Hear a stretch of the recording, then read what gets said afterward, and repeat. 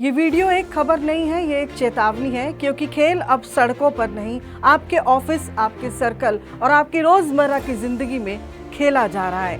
और सबसे खतरनाक बात, लोग फंस रहे हैं बिना समझे।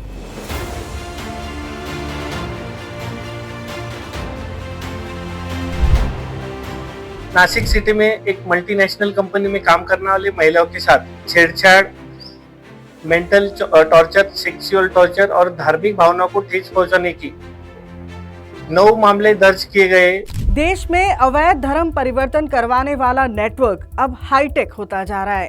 ये नेटवर्क गली कूचे से होते हुए स्कूल, यूनिवर्सिटी तक फैला हुआ था। अब ये कॉरपोरेट सेक्टर में भी एक्टिव नजर आ रहा है। नासिक की एक मल्टीनेशनल कंपनी के बीपीओ सेंटर में अवैध धर्मांतरण रैकेट का पर्दाफाश हुआ है। यहाँ काम करते कुछ कर्मचारी, जिनमें लड़कियां भी शामिल हैं, इन्होंने आरोप लगाए हैं कि उनको जबरन दफ्तर में नमाज पढ़ने और नॉनवेज खाने के लिए मजबूर किया जाता था। यही नहीं, इनको मजबूर करके शोषण भी किया जा रहा था। पीड़ित लड़कियों की उम्र 18 से 25 साल के बीच है। कई आर्थिक रूप से कमजोर थी, उन्हें नौकरी की जरूरत थी। इन्हें डराना आसान था, इसीलिए धर्मांतरण का कॉरपोरेट नेटवर्क चलाने वाले कट्टरपंथियों ने इन्हें अपना निशाना बनाया।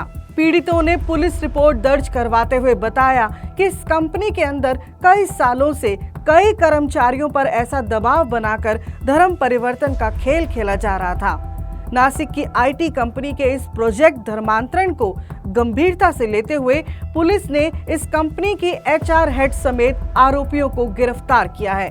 लगभग 300 कर्मचारी वाली इस कंपनी से जो गिरफ्तार हुए हैं, उनका प्रोफाइल समझिए। वे ज्यादातर टीम लीडर्स थे, यानी पढ़े लिखे और प्रभावशाली। अपने ओहदे का फायदा उठाकर ये दबाव बना सकते थे। अब आप सोच सकते हैं कि इनकी भी अपनी टीम होगी, सीनियर्स होंगे, जहां से इनको ये सब करने की ट्रेनिंग देकर रखा गया होगा। यानी इनकी और भी ब्रांच हो सकती है। सूट टाई पहने धर्मांतरण का अब ये पूरा कॉरपोरेट जाल है। लेकिन बात यही खत्म नहीं होती। जबरन धर्म परिवर्तन के ऐसे मामलों की संख्या अलग अलग जगहों पर देश में बढ़ती दिख रही है। साल 2023 की बात करें तो धर्मांतरण के 600 केस दर्ज हुए थे। 2024 में ये बढ़ के 840 हो गए।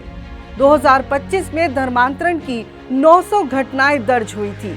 ये वो केस है जिसमें पीड़ित रिपोर्ट दर्ज कर पाए, लेकिन जाल में फंसे कई ऐसे पीड़ित भी हैं जो दबाव में, मजबूरी में, अज्ञानता में बोल भी नहीं पा रहे होंगे, क्योंकि धर्म परिवर्तन का ये नेटवर्क बहुत बड़ा षड्यंत्र है, जिसमें से निकलना सबके बस की बात नहीं।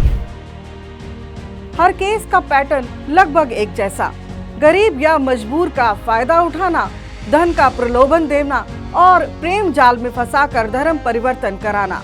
यानी दोस्ती, भरोसा, करीब आना, फिर धीरे धीरे सोच और आदतों पर असर और आखिर में दबाव, मजबूरी या मानसिक खेल।